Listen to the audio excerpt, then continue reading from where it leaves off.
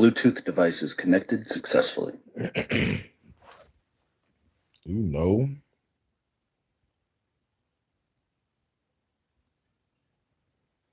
Where we at? Where we at? Where we at?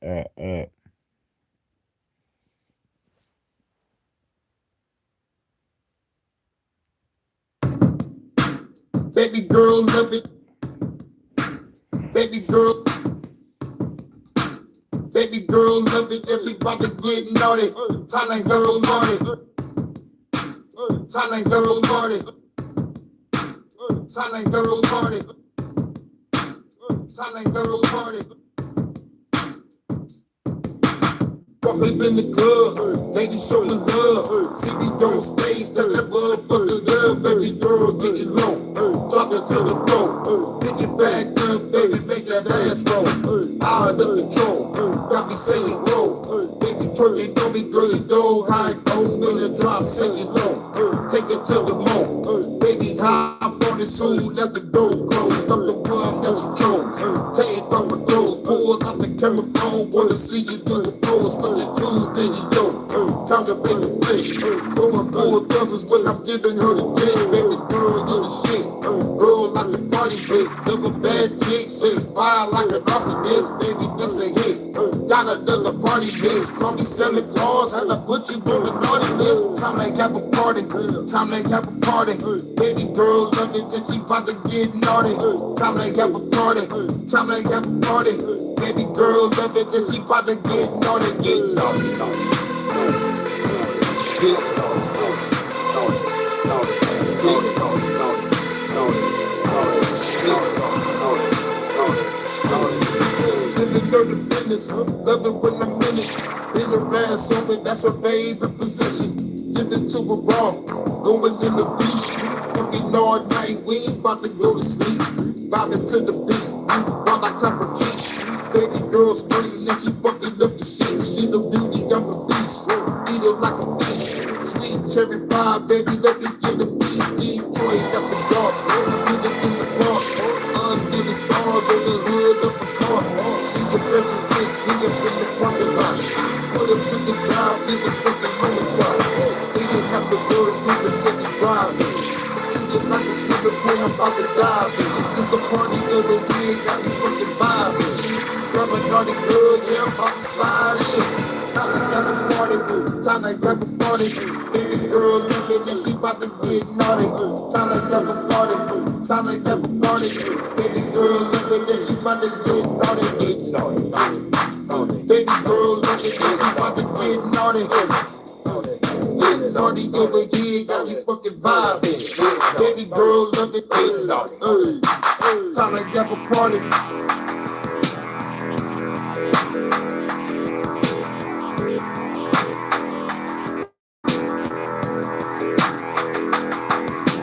Time to have a party, time to have a party. Baby girl, love it, then she about to get naughty. Time to have a party, time to get naughty. Baby girl, love it, then she about to get naughty. Get naughty, have a party, time to get naughty. Get naughty, have a party, time to get naughty. Get naughty, naughty, naughty, naughty, naughty, naughty, naughty, naughty, naughty, naughty, naughty, naughty, naughty, naughty, naughty, naughty, naughty, naughty.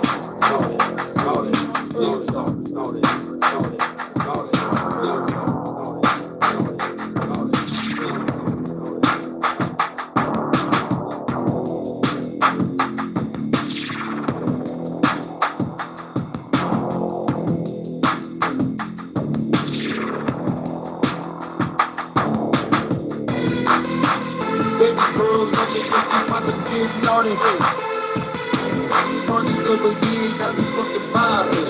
Baby girl, love it, get naughty. Baby girl, love it, she about to get naughty. Party over here, got me fucking vibing. Baby girl, love it, get naughty. The original version.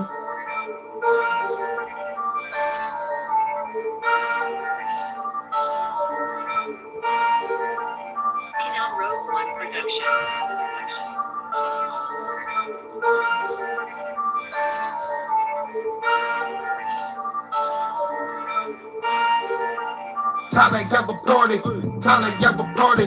Baby girl love it, if she bout to get naughty. Time to have a party, time to have a party. Baby girl love it, if she bout to get naughty, get naughty.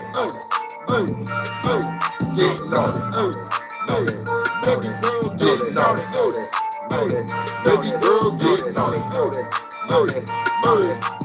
Walking in the club, lady show me love. See me on stage, tell that motherfucker love. Baby girl getting low, dropping to the floor. Pick it back up, baby, make that ass roll. Out of control, got me saying roll. Baby twerking on me, girl, you know how it go. When the drop singing low, take it to the mo. Baby hop on it soon as the door close. I'm the one that you chose. Take off my clothes, pull out the camera phone. Wanna see you do a pose. With your tune video, time to make a flick. Going forward brothers when I'm giving her the dick. Baby girl, you the shit. Girl like a party with. Love a bad chick, say fire like an arsonist. Baby, this a hit.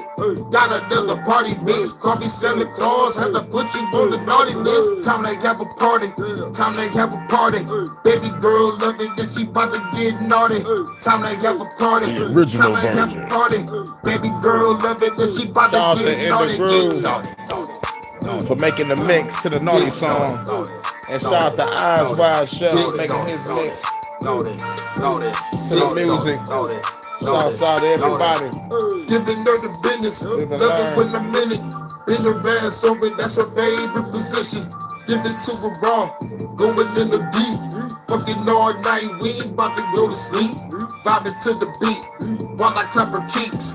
Baby girl skirting and she fucking up the sheets. She the beauty, I'm the beast. Eat her like a feast. Sweet cherry pie, baby, let me get a piece. Detroit after dark, did it in the park. Under the stars on the hood of a car. She adventurous, we up in the parking lot. Put up to the job, we was fucking on the clock. Day and after work, we went to the drive-in. Treated like a swimming pool, I'm about to dive in. This a party over here, got you fucking vibing. Grab a naughty girl, yeah, I'm about to slide in. Time to have a party, time to have a party. Baby girl love it, and she about to get naughty. Time to have a party, time to have a party.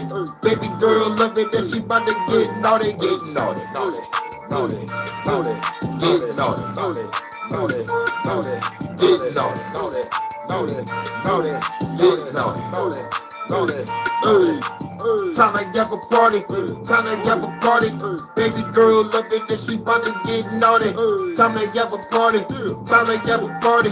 Baby girl love it, and she bout to get naughty, get naughty, naughty, naughty, naughty, get naughty, naughty, naughty, naughty, get naughty, naughty, naughty, naughty, naughty, naughty, naughty, naughty. Shout out to everybody.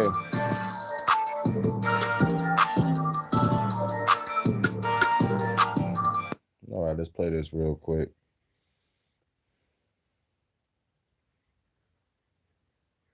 So, folks, right now, we are living through one of the greatest scams of our time. Now, I want you all to listen to me very carefully, okay? The way you feel about this world right now, that something is very wrong feeling, that I can't figure out why things feel so strange right now, why time feels like it's speeding up, why wars seem to be completely manufactured. People stop watching and stop talking about it. It's almost like, well, show's over, what else is on? People talking about the Epstein files has slowed down. What's going on with that whole thing? You mean to tell me that the Epstein files, it's not getting the same ratings anymore? So it's just going to fade into the background like an old TV show.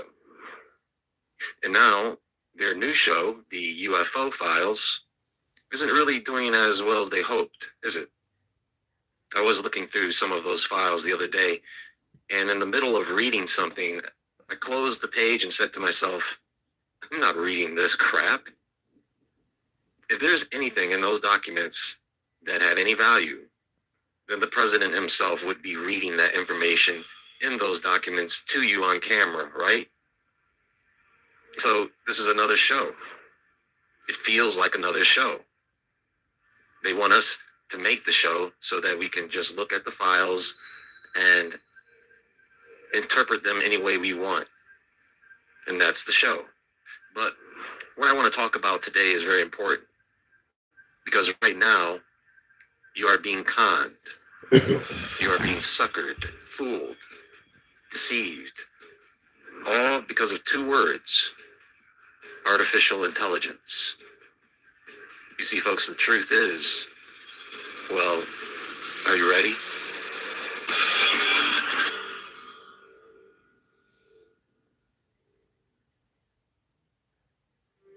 So right now, you are being tricked, folks.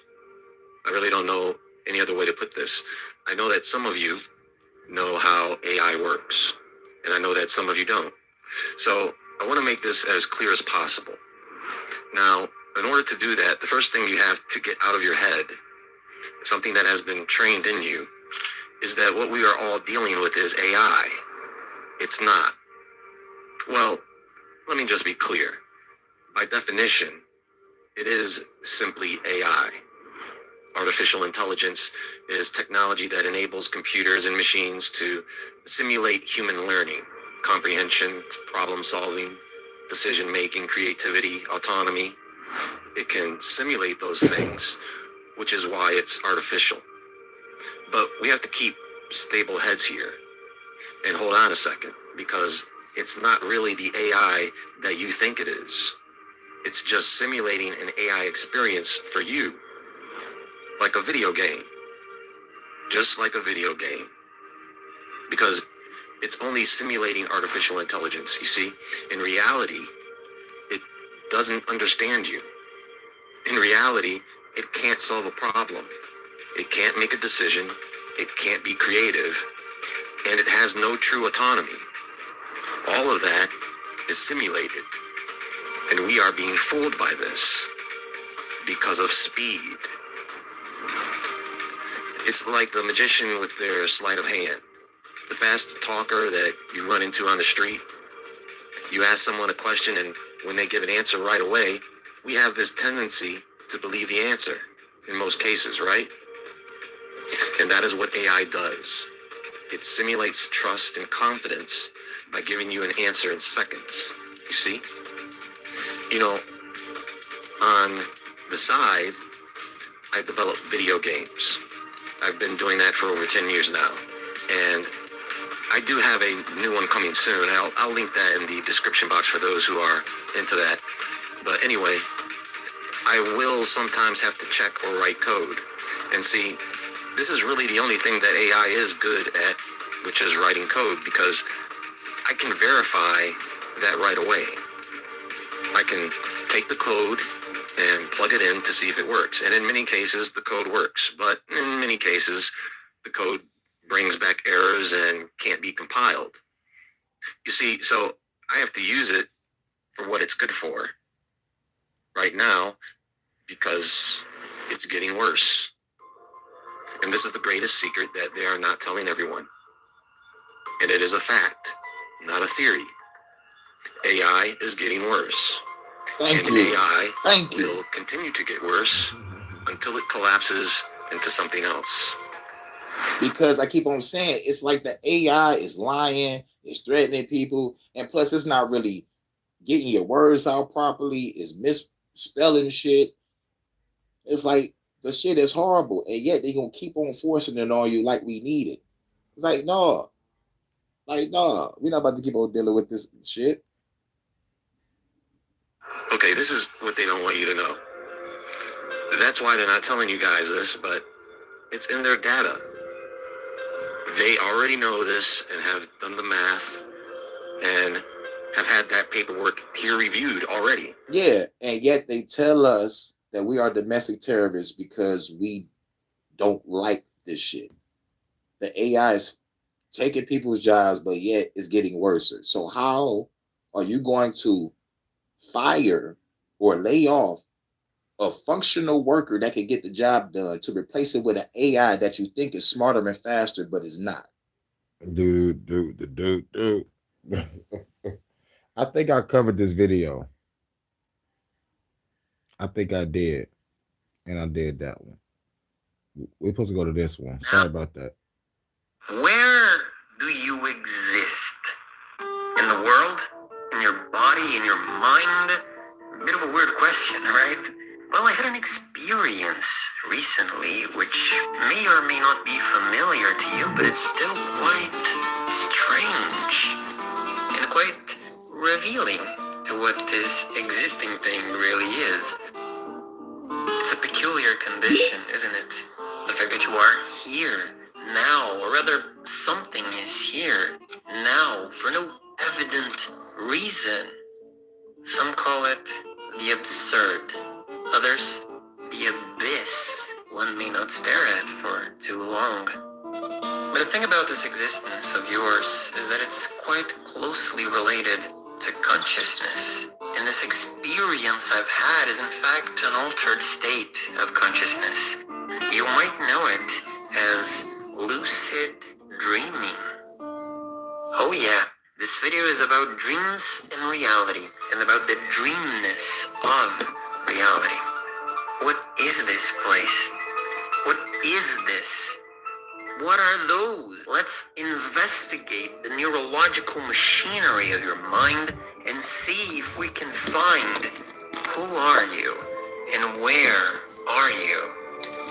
It all starts with one simple question. Are you dreaming right now? It's a common idea that dreams are somewhat evidently less real than our waking lives. You know, they're kind of blurry, low resolution. In fact, a popular notion for a long time was that we dream in black and white. Why would people even think that? I know why. Because we base it not on the dreams themselves, but on the recollection of them. And that's the problem. From the second you woke up this morning, the dreams had already dissolved into this hazy, foggy, fragmented ghost. This can happen so instantly that a lot of people believe they don't dream at all. That's how fast you forget it. Why? As you may know, our sleep has stages. First we have N1 and N2 and N3, the so-called restorative stages where you properly rest. And then we have the famous REM stage, named that because your eyes go woo, woo, woo, and is when the most long, vivid, full dreams take place. During these stages, your brain does some things that make quite clear how remembering your dreams is not very important. For example, the hippocampus, which is your main recorder of memories, starts doing something else. It begins processing the memories collected during the day in a process called memory consolidation. But even if part of the hippocampus was still available for memory creation, and it is, your brain is not a computer, things are not just on and off, it needs norepinephrine, which you can think of as a glue that allows the memories to stick. And when you sleep, the brain stops making norepinephrine. It just stops. The glue runs out. Too bad. What do you want me to do? What do you want me to do? But what if that didn't happen? And you remembered your dreams like you remember your life? Well, narcolepsy is a condition in which the brain is unable to regulate sleep-wake cycles. The patients can, for example, suddenly fall asleep out of nowhere and go straight into REM stage, which is awful. But you see where I'm getting at. Since the brain can't properly regulate these transitions, there's an overlap. The brain goes into REM, starts dreaming very vividly while it's still doing wake things. This includes the amount of norepinephrine available, the hippocampal activity, and more. So what happens then? Well, in a 2014 study, among 46 narcoleptic patients, 83% reported instances in which they weren't sure whether something was real or from a dream. And 66%, 2/3, said it happened at least once a week. So imagine you dream one of your relatives passes away. You might wake up feeling sad and at the same time very relieved that it was a dream. But if you were narcoleptic, you might wake up, cry for 2 hours, and afterwards call the funeral home to arrange the funeral. And that's actually a real report from a patient in the study. This is not what you would expect if dreams were hazy or foggy or black and white, but it is exactly what you expect if dreams are, in a matter of sensory perception, just as real as this moment. And that is the first thing every lucid dreamer realizes, and I can speak from experience that the very first thing to come out of my dream mouth after becoming lucid for the first time was, "What the fuck?" What is reality?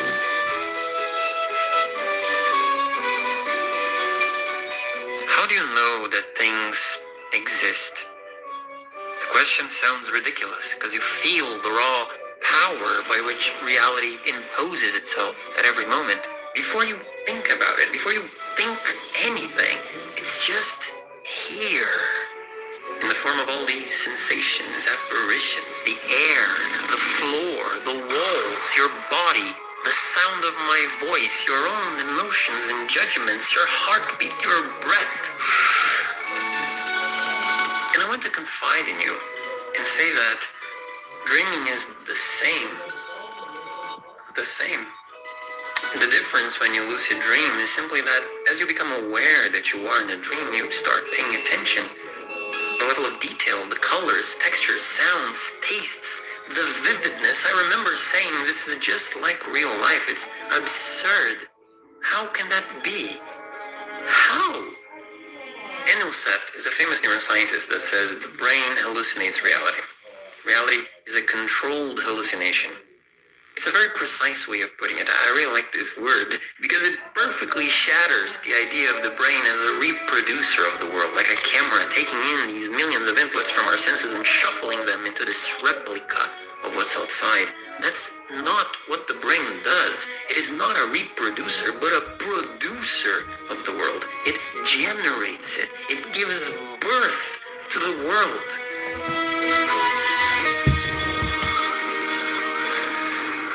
And it doesn't need your senses to do that. The brain is a self-contained prediction machine. It's always generating a predicted reality before receiving any sensory input. When it does, it simply adjusts the hallucination to it if it needs to.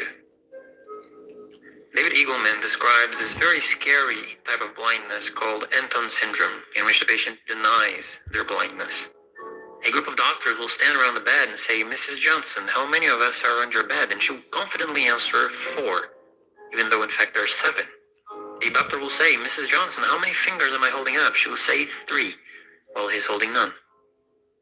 You see, this patient had a stroke that seems to have damaged the path between her eyes and the visual cortex, but for her, nothing's changed. Her visual reality is being generated, even if her eyes are simply not participating anymore. Which is very scary. Yeah. But also quite analogous to dreaming. Except dreaming involves all senses. We have clear evidence that while in REM, all parts of the brain involved in the fabrication of physical experience, the visual, auditory, somatosensory cortex, the vestibular system, everything is just as active as when you are awake, sometimes more active. This is called paradoxical sleep, because if you simply look at your brain activity in a monitor, it would be quite hard to tell if you're awake or dreaming. It's not a surprise then that it feels the same when you're there. It is the same. The reality is being created the same way. And once again, I can speak from experience. A lucid dream experience. This recent lucid dream I had was very trippy, especially the end of it, because I had 2 false awakenings in a row, which is when it seemed you woke up from the dream, but you're actually in another dream. And in the last one, That happened to me twice in my lifetime, where I thought I woke up from a dream, but I was really still in another dream. But the crazy shit about it is, when I woke up from the dream, I was in my crib. And most people that have that moment, it's like the same thing. You know, like when you think you wake up, like you in your room, you in your bed, everything looks the same, but something is just off just a little. Man, that shit blew my fucking mind when I realized I was still in the fucking dream. And what let me know that I was in the dream still, like when I woke up still in another dream, and like when everything looked real, what made me realize it was a fucking dream still was when I got up out of my bed and shit kind of leaned over sideways, like the whole dream shifted, like the universe shifted, you know, and it just like, what the fuck? Oh yeah, I'm dreaming. literally on my bed, in my bedroom, like exactly how I was in reality. The same blankets, the same pajamas, the light from the window at my right, all my room rendered with molecular precision, except that for some reason I had my wardrobe in front of my bed. Now, don't ask me why, but my wardrobe is actually not in my bedroom. It's in the next room. So I went, hold on, that's kind of weird. Am I still dreaming? And sure enough, I did my reality test, which consists of looking at my hand and waving it really fast, and then I stopped, and I had 6 fingers. So I was like, okay, yeah, still dreaming. God damn it. At this point, I was kind of tired, right? I had been lucid for a while, and I had done the main thing I planned to do if I managed to get lucid, because lucid dreaming can be so powerful therapeutically, right? To understand things about yourself, to talk directly to your subconscious, to plant suggestions and emotions you want to embody, and so much more, but I didn't want to push my luck. I had already done the main thing I wanted, and I was satisfied. I kind of just wanted to wake up, and then I did. I woke up for real. And it was so weird, because there I was, in the same room, same bed, same blankets, same windows, same everything. And it was in those brief seconds, when the feeling of the dream hadn't yet completely dried, that it finally clocked into me so clearly. And I was like, yeah, this really is a hallucination, isn't it? It's all another kind of dream.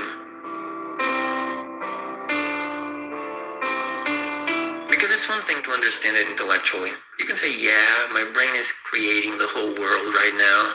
Whatever. Because you don't feel like that. You feel like you are in your body.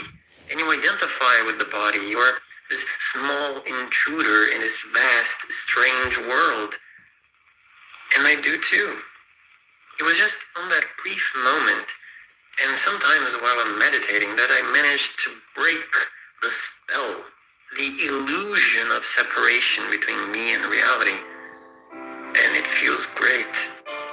Which might come as a surprise for some. After all, if we put into other words, what I'm saying may also feel a bit claustrophobic, right? Like you are in fact forever trapped in this fake world hallucinated by your mind, while the real world is forever out of reach. But I don't think that's quite right. I think this is a very logical and yet confused intellectual account of what's happening.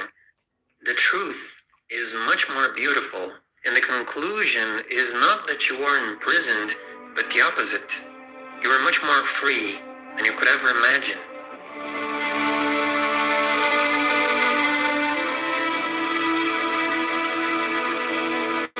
Lucid dreams are a form of treatment for people who suffer from frequent nightmares. And a lot of recent studies show how effective it can be, though probably not for the reason you imagine.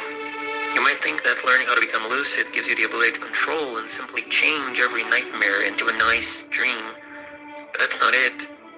The point of becoming lucid in a nightmare is not to change it, but to let it be.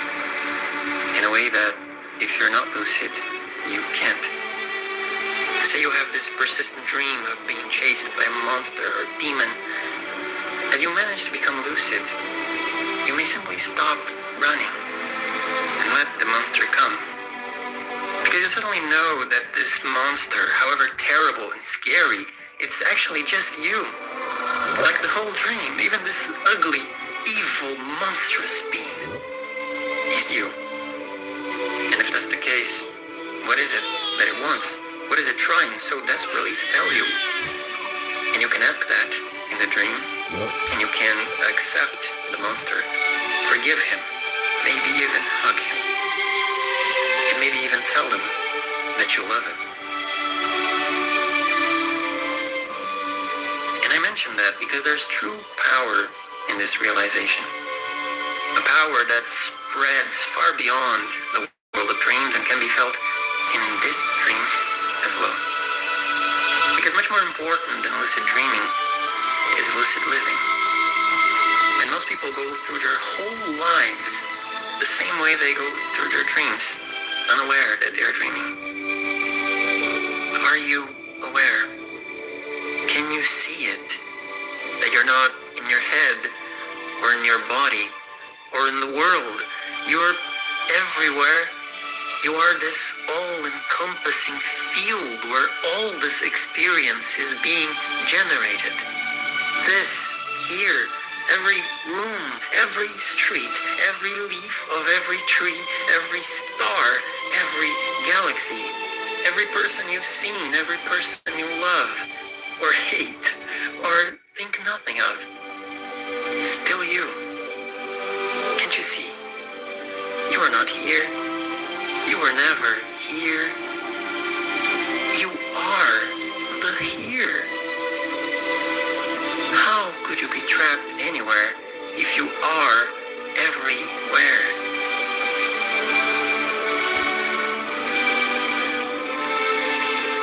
But this is not a dream your mind creates on its own, is it?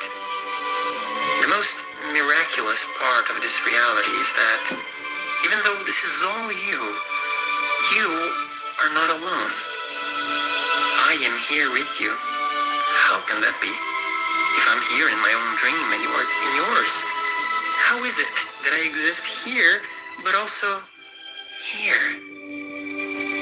It's a paradox, an unsolvable contradiction, and yet, here we are.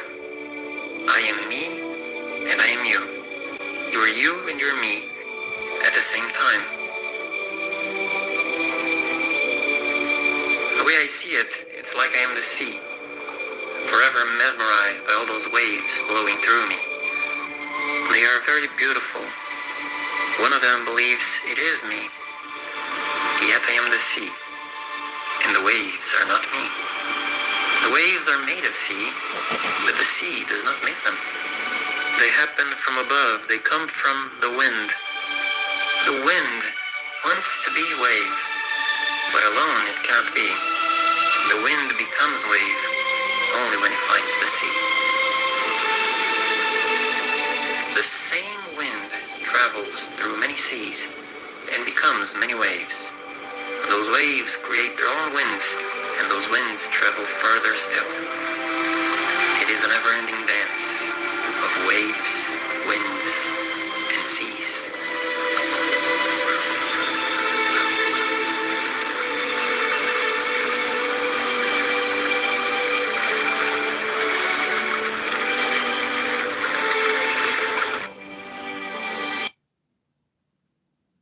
Spirituality started throwing around terms like energy bodies, higher selves, and raising your vibration, there was already a group trying to build the spiritual equivalent of a cosmic instruction manual.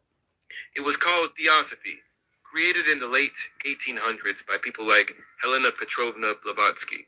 Theosophy basically looked at Eastern religions, Western occultism, philosophy, and mysticism, tried to combine all of them into one giant explanation of reality.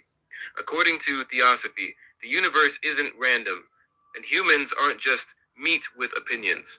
Apparently, we're layered beings, like spiritual onions, different levels of consciousness stacked on top of each other, from your physical body all the way to pure spirit, meaning the version of you currently paying bills, forgetting passwords, and pretending to understand life, is only a tiny fraction of what you actually are. Theosophists believed every human is made up of 7 different principles, basically 7 aspects of consciousness working together to create the full human experience. I need to make sure. So in this video, we're going to break down every theosophical principle and see how this very intense 19th century movement tried to explain what a human being actually is. Stula Sharira. First, we start with the most obvious layer of the human being, the physical body. In Theosophy, this is called Stula Sharira, which is a Sanskrit term that basically translates to gross body or dense body. This is the part of you everyone can see. Your flesh, your bones, your organs, your brain. The body that walks around, eats food, gets tired for no reason. If you touch your arm right now, you've located your Stula Sharira. According to Helena Petrovna Blavatsky and other theosophical writers in works like The Secret Doctrine, this physical body is actually the lowest and densest part of the human system. It's the most material aspect of who we are, basically the outer packaging. But the physical body is not considered the real you. It's more like a temporary vehicle, a meat suit rented out to consciousness for a few decades before nature politely asks for it back. The body exists so consciousness can interact with the physical world. Through it, you can see, hear, speak, move, and experience reality. Without it, a According to Theosophy, your higher principles would have a hard time functioning on the physical plane. Theosophists also believed the physical body is constantly changing. Cells die and regenerate, the body ages, and eventually it stops functioning altogether. And when death happens, the physical shell simply returns to the earth. The minerals go back into nature, and the body dissolves back into the physical world it came from. Meanwhile, the other aspects of the human being, the emotional, mental, and spiritual layers, continue onward beyond the physical plane. The second principle in Theosophy is called the etheric double, or Linga Sharira. The Sanskrit term Linga Sharira roughly means model body or pattern body. Basically, according to Theosophy, your physical body doesn't just randomly appear out of flesh and biology. There is supposedly an energetic template underneath it first, an invisible framework the body is built around. Think of it like a spiritual blueprint. Before a statue is made, there's usually a mold shaping it. In the same way, Theosophists believed the etheric double acts as the invisible structure that organizes and supports the physical form. According to Helena Petrovna Blavatsky and later Theosophical writers, this subtle body exists slightly beyond the physical body, while also overlapping with it at the same time. So apparently, there's an energetic copy of you layered directly on top of your regular self right now, which is either fascinating or mildly unsettling. The etheric double is also believed to be responsible for carrying life energy into the body.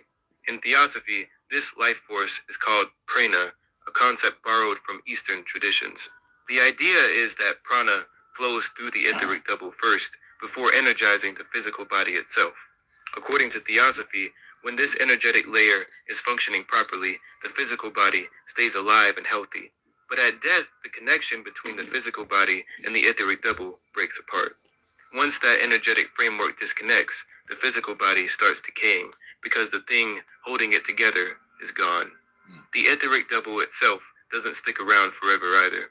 Theosophical teachings say it slowly fades away after death, while the deeper parts of consciousness continue moving into more subtle spiritual planes. The third principle in Theosophy is prana, also known as the vital force or life energy. The word prana comes from ancient Indian traditions like Hinduism and yoga, where it refers to the fundamental energy that keeps living things alive. Theosophy basically looked at this concept and said, yes, we're adding that to the Cosmic Human Instruction Manual. According to Theosophical teachings, the physical body by itself is just matter, flesh, chemicals, tissues, organs, basically a highly complicated biological machine, but without prana, it's completely inactive. The body may have all the parts, but it still needs something to actually power it on. That something is prana. Theosophists describe prana as a universal life force flowing throughout all of nature. It exists in the air, sunlight, food, plants, animals, and human beings. Basically, life itself is powered by this invisible cosmic energy circulating through everything. When the flow of prana is strong, the body feels healthy, energized, and active. But when the flow becomes weak or disrupted, fatigue, sickness, and physical weakness begin to appear. So from the Theosophical perspective, low energy isn't just being tired. It's basically your internal cosmic battery struggling to recharge. But here's an important distinction. Prana itself is not considered your soul or your consciousness. It's not you. It's more like a universal energy borrowed temporarily by living beings. So when someone dies, the prana that sustained their body doesn't vanish. It simply flows back into the larger reservoir of life energy within the universe. The next principle is the larger reservoir of life energy within the universe. The next principle in the Theosophical system is kama, also known as the desire nature. The word kama comes from Sanskrit. It literally means desire, craving, or passion. The concept already existed in traditions like Hinduism and Buddhism long before Theosophy adopted it into its spiritual framework. But in Theosophy, kama specifically refers to the emotional and instinctual side of the human being. Basically, this is the part of you that feels everything dramatically. Attraction, anger, fear, jealousy, pleasure, cravings, emotional attachment. So this society took the word kama and fucked the word up. That's why I fucks with the Kama Sutra. Fuck this Theosophical society. This the motherfucker. These motherfuckers here were just taking shit from everywhere and just applying to see what works. All of that falls under karma. Every irrational late-night decision, every emotional overreaction. But some shit, they can take it and reverse it, like how motherfuckers can take the 5-point star and invert it. You know, they ain't doing nothing but invert the word. They do it all the time with words and symbols, all the fucking time. Every moment where you knew something was a terrible idea but did it anyway, that's karma. If prana gives the body life, karma gives human experience emotional intensity. But interestingly, karma itself is not considered evil. Theosophy doesn't say desire is automatically bad. In fact, without desire, humans would barely do anything at all. No motivation, no passion, no emotional connection, no ambition. You'd basically become a spiritually advanced houseplant. The problem, according to theosophical teachings, happens when karma completely takes over the mind. When emotions and cravings dominate consciousness, a person becomes trapped in impulses, attachments, and reactions instead of wisdom or higher awareness. Within the theosophical model, karma sits right in the middle of the human constitution. Below it are the physical and energetic layers of the body. Above it are the higher mental and spiritual principles. And much of human life is basically the struggle between those two directions. Lower manas, also known as the lower mind. The word manas simply means mind in Sanskrit, but theosophy divides the mind into two separate levels, the lower mind and the higher mind. Lower manas is the everyday thinking mind, the part connected to personality, ordinary reasoning, and mental activity tied to daily life. This is the layer responsible for things like logic, planning, problem solving, memory, personal goals, and your sense of individual identity. According to theosophy, lower manas helps consciousness navigate ordinary human life. Without it, humans wouldn't really function properly as individuals. You'd just be spiritually floating around with absolutely no idea how taxes work. But lower manas rarely operates by itself. It's deeply connected to karma, the desire nature, meaning most human thoughts are heavily influenced by emotions, cravings, fears, pride, attachments, and personal wants. So even when people think they're being perfectly rational, theosophy would basically raise an eyebrow and say, "Are you sure about that?" This mixture of thought and emotion is what theosophists call kama manas, the ordinary human condition where the mind spends most of its time reacting emotionally while pretending to be objective. Basically, the brain's saying, "I'm thinking logically," while the emotions in the background are smashing buttons like chaotic little gremlins. Above the lower mind sits higher manas, also known as the higher mind or spiritual intellect. And according to theosophy, this is where the human mind starts becoming less arguing with people online and more questioning the nature of existence itself. While the lower mind focuses on everyday thinking, personality, and survival in the physical world, the higher mind is connected to deeper understanding and spiritual awareness. This is the level associated with deep insight, philosophical thinking, moral awareness, intuition, and self-reflection. It's the part of the mind that steps back and asks the big questions humans have been obsessing over for thousands of years. Why are we here? What is truth? What is reality? And why does consciousness exist inside a fragile biological creature that can be emotionally destroyed by one awkward conversation? In theosophy, higher manas is also considered the immortal aspect of the mind. The ordinary personality changes from lifetime to lifetime, but the higher mind supposedly carries spiritual growth and deeper understanding across many incarnations. So while the lower mind belongs to the temporary personality, the higher mind belongs to the evolving soul. This is why theosophy says spiritual growth happens when the lower mind gradually aligns itself with the higher mind. When that happens, a person becomes less controlled by ego, impulses, and emotional chaos, and more guided by wisdom, clarity, and awareness. Above the mind in the theosophical system is buddhi, often called the spiritual soul. The word buddhi comes from Sanskrit and is connected to ideas like awakening, wisdom, and spiritual intelligence. It's closely related to concepts found in Buddhism, especially the idea of enlightenment and higher awareness. But in theosophy, buddhi isn't just intelligence in the normal sense. It's not the part of you solving math problems or remembering passwords. That's still the mind. Buddhi operates on a completely different level. While the mind thinks, analyzes, compares, and debates, buddhi simply knows. According to theosophical teachings, this is the layer connected to deep compassion, spiritual intuition, selfless love, inner wisdom, and the sense of unity with all living things. So when people describe moments of profound spiritual clarity, moments where they suddenly feel connected to everyone and everything, theosophy would say they briefly touched the level of buddhi. Another important idea in theosophy is that buddhi doesn't really function alone. It works together with the higher manas, or higher mind. You can think of Buddhi as the source of spiritual insight, while the higher mind translates those insights into thoughts and understanding the human personality can actually process. At the very top of the theosophical system is Atma, the highest principle of the human being. And according to theosophy, this is the deepest level of what you actually are beneath the body, emotions, personality, and mind. The word Atma, or Atman, comes from Sanskrit and appears in traditions like Hinduism, where it refers to the divine spiritual essence at the core of existence. But in theosophy, Atma is not your personality or your individual identity. In fact, it's not really you in the normal sense at all. It's pure spirit, the universal divine essence shared by all living beings. According to this philosophy, the body changes, emotions change, the personality changes, and even the mind evolves over time. But Atma remains eternal and unchanging. It's the deepest spiritual core connecting every being to the ultimate source of existence. Which means, from the theosophical perspective, humans aren't separate the way we think we are. Beneath all the ego, drama, and identity crises, everyone supposedly shares the same universal spiritual essence. So technically, according to theosophy, humanity is one giant cosmic organism having billions of emotional experiences simultaneously. Theosophy also says Atma expresses itself through Buddhi, the spiritual soul. Together, they represent the highest spiritual nature within the human being. If Buddhi is the light of spiritual wisdom and compassion, then Atma is the source of that light itself.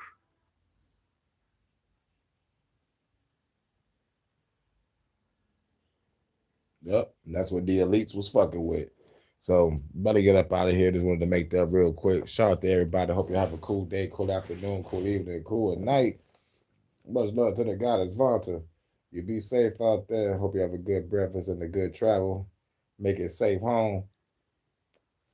I'm going to look for some Star Trek shit for us. Or we're going to do a jam session later. You know how the game go. I'll catch y'all in a minute. Peace.